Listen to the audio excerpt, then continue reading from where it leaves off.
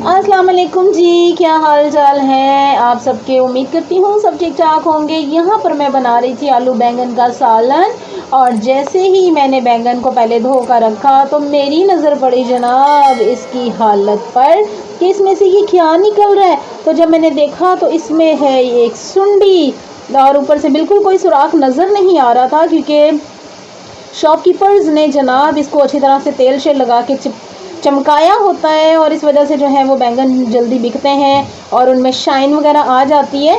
तो यहाँ पर जनाब मैंने जब इसको धोया अच्छी तरह से और मैंने जब देखा तो थोड़ी सी देर बाद जनाब इसमें से ये निकलना शुरू हुई, और जब मैंने इसको पुश किया तो ये देखें जनाब सुंडी जो है वो प्रॉपर सारी की सारी बाहर निकल चुकी है। तो आप लोग भी ज़रा एहतियात से इस्तेमाल किया करें।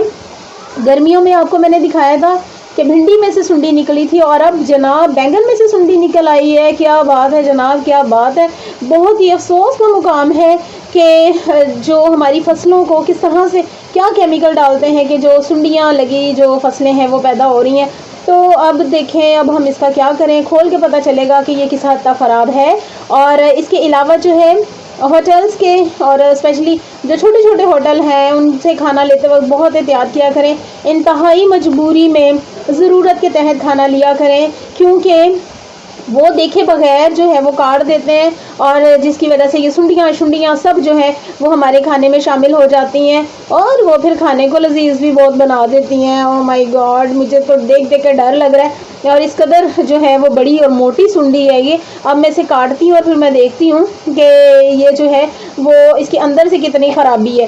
तो आप भी एहतियात से काटा करें। स्पेशली पालक, भिंडी, गोभी और बैंगन जो है ये हमेशा काने होते हैं और इनमें सुंडियाँ होती हैं, और जो कि पकाते वक्त हमें बहुत ज़्यादा एहतियात की ज़रूरत होती है। तो चलें जी, अब मैं इसको काटती हूँ और साथ ही मैं अफसोस का इजहार भी कर रही हूँ, और मुझे गुस्सा भी आ रहा है, दुख भी हो रहा है कि मेरा एक बैंगन जो है वो अगर देखेंगे तो ख़राब हो चुका होगा। तो बैंगन देखने में खाने में बहुत लजीज बनते हैं, बहुत मज़ेदार पकते हैं, लेकिन जब सुंडी निकल आती है तो दिल बहुत ही ख़राब होता है। तो चलें जी, अब मैं देखती हूँ इसको काट के पकाती हूँ। तो मैं इसको अभी जो है वो काटने लगी हूँ।